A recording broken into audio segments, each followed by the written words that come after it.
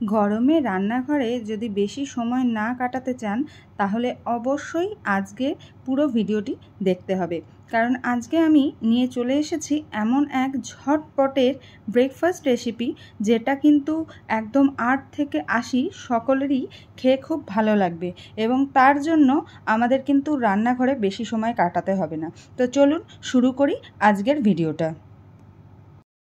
আজকের ব্রেকফাস্টের জন্য প্রথমেই যে জিনিসটা আমায় করে নিতে হচ্ছে সেটা হচ্ছে ডিম সেদ্ধ। ডিম সেদ্ধ হয়ে যাওয়ার পরে ডিমগুলোকে খুব ভালো করে গ্রেটারে করে আমি ম্যাশ করে নিচ্ছি। এখানে আমি প্রায় 4 জন মানুষের ব্রেকফাস্ট বানাচ্ছি, অ্যাডাল্ট 4 জন, সেই অনুযায়ী আমি 4টে ডিম নিয়েছি। সেখানে যদি কেউ কম মানুষের বানান 2 জন হলে 2টো ডিম দিয়েও চলে যাবে।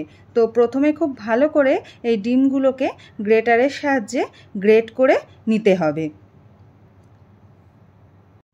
এরপরে এখানে আমি দিয়ে দিচ্ছি স্বাদ মতো লবণ আর দিয়ে দেব স্বাদ মতো গোলমরিচের গুঁড়ো। যে যতটা ঝাল খাবেন মনে করবেন সেই অনুযায়ী গোলমরিচের গুঁড়োটা অ্যাড করতে পারেন। আর এর সাথে কিছু চিলি ফ্লেক্সও অ্যাড করা যায়, যেহেতু আমি খুব একটা পছন্দ করি না তাই চিলি ফ্লেক্স দিলাম না। এরপরে আমি যেটা দিচ্ছি সেটা হচ্ছে আমুল চিজ। এটাকে একটু 3-4 চামচ মতো দিয়ে যাতে একদম মাখো মাখো করা যায় ডিমটাকে, সেই রকম 4 চামচ দিয়ে এটাকে মেখে নিচ্ছি।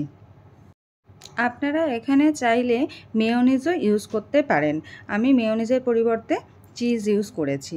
আর এরপরে এটা হয়ে যাওয়ার পরে যে স্যান্ডউইচের ব্রেড হয় সেই ব্রেড আমি নিয়ে নিলাম 4 পিস, আর সাইডগুলো কেটে নিচ্ছি দেখুন পুরো স্যান্ডউইচের মতো, তাহলে ভালো লাগবে দেখতে। আর এই সাইডগুলোকেও ফেলে দেবেন না, কারণ এই সাইডগুলোকে রেখে দিয়ে গুঁড়ো করে রাখলে সেটা কিন্তু ব্রেড ক্র্যাম্পস হিসাবে পরে ইউজ করতে পারবেন। এরপরে ওই স্যান্ডউইচের ব্রেডের মধ্যে যে ব্যাটারটা তৈরি করলাম ডিম দিয়ে দিয়ে চিজ দিয়ে, সেগুলোকে ভালো করে আর কি মাখিয়ে নিতে হবে। ভরে ভরে পুরো স্যান্ডউইচের ব্রেডটা জুড়ে লাগিয়ে নিতে হবে, একদম কার্পণ্য করা যাবে না, পুরো ভরে ভরে লাগাবেন, তাহলে খেতে খুব সুন্দর হবে।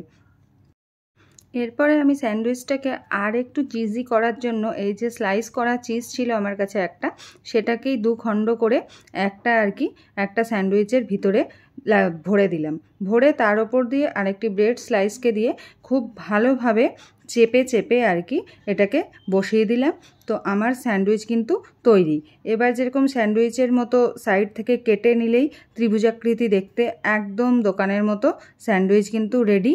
এটাকে এইভাবেও আপনারা ইউজ করতে পারেন, কিন্তু আমি এটাকে একটু টোস্ট করব। তো চলুন, টোস্টের জন্য প্রথমেই কিছু রসুনকে আমি এখানে একটু হামনদিস্তায় বেশ ভালো করে ম্যাশ করে নিচ্ছি। এরপর দিয়ে দিচ্ছি প্যানে একটু বাটার। এবার যে যেরকম ভালোবাসেন, কেউ একটু বেশি বাটার পছন্দ করলে একটু বেশি বাটার দিয়ে করতে পারেন, কেউ কম হলে কম দিয়েও এটাকে করতে পারেন। বাটার মেল্ট হলে আমি রসুন কুচিগুলো এতে মিশিয়ে নিচ্ছি।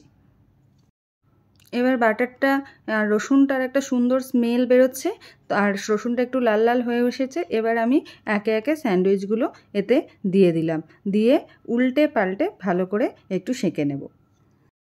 তো দেখতেই পেলেন যে আমি উল্টে দিয়েছি, কেমন সুন্দর বেশ ক্রিস্পি লাল লাল হয়ে গেছে দুদিকটায়। এই যে একদম রেডি আজকের আমাদের সকালের breakfast, egg butter garlic sandwich. ভীষণ ভীষণ খেতে ইয়ামি হয়, অবশ্যই আপনারা বাড়িতে একবার ট্রাই করুন, কথা দিচ্ছি বিফল হবেন না খেয়ে।